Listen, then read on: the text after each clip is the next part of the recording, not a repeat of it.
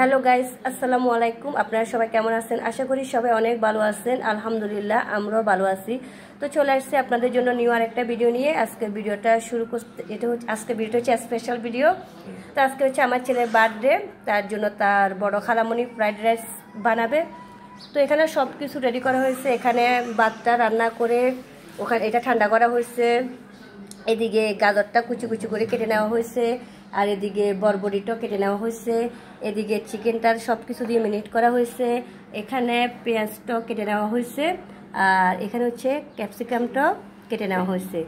তো আপনাদের সাথে শেয়ার করব ফ্রাইড রাইস রেসিপিটা কিভাবে করা হয়। এখানে বাটার, ফ্রাইড রাইসের মধ্যে বাটারটা দিলে অনেক মজা হয়।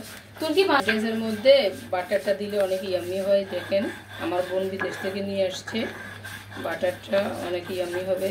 চলেন দেখে নিই। এর জন্য পাতিলটা বসায় দিছি। এই যে দেখতে পাচ্ছেন, এখন ইয়াগুলা বাটারগুলা দিয়ে দিছি। এখন গলে নিবে, তারপর আমরা চিকেন ম্যারিনেট করা চিকেনগুলো দিয়ে দিব। এই যে এখন গলতে শুরু করছে, গলা শেষ করছে। এখন এক সাইড দিয়ে চিকেনটা দিয়ে দিচ্ছি। চিকেনটা হচ্ছে সময় লাগবে, ওই জন্য ম্যারিনেট করা চিকেন এগুলো অনেকক্ষণ 1 ঘন্টার মতো আমরা করে রাখছি, ম্যারিনেট করে রাখছি। এখন দিয়ে দিচ্ছি, এগুলো একটু ভালো করে হতে হবে এই বাটারের মধ্যে। তারপর যেগুলো দিব, এখন গোলমরিচ দিয়ে দিচ্ছি অলরেডি, এখন হয়ে গেছে। এখন সয়া সস দিব।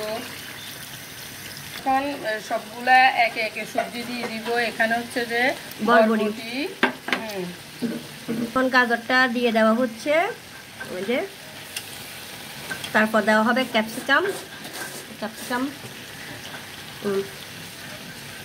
এতো ক্যাপসিকামটা দিয়ে দেওয়া হয়েছে। তারপরে পেঁয়াজ, এখন পেঁয়াজটা দিয়ে দেওয়া হয়েছে। তো সবগুলা সবজি দিয়ে দেওয়া হয়েছে এবং একসাথে এখন মিক্স করে নেওয়া হবে। তো এখন একসাথে মিক্স করে নিচ্ছে।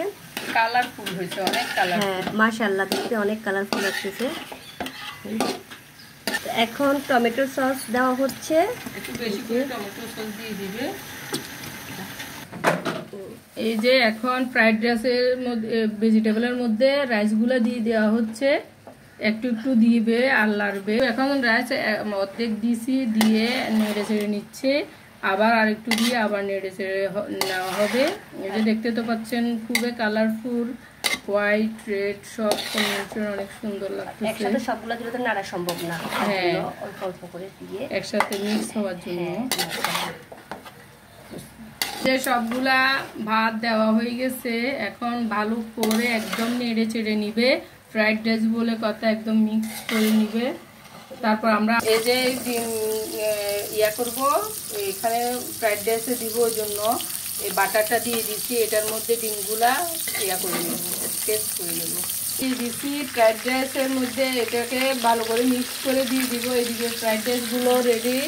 এই যে দেখতে পাচ্ছেন, অনেক কালারফুল, দেখতে অনেক সুন্দর লাগছে, খেতে মনে হয় অনেক। এই যে এখন সবগুলো মিক্স করে নিচ্ছি, দেখতে পাচ্ছেন সব মিক্স। এখন ফ্রাইড রাইসের মধ্যে ডিমগুলো দিয়ে দেওয়া হচ্ছে, দিয়ে ভালো করে মিক্স করা হবে। দেখতে তো পাচ্ছেন অনেক সুন্দর লাগছে, কালারফুল লাগছে, ইয়াম্মি হবে খেতে।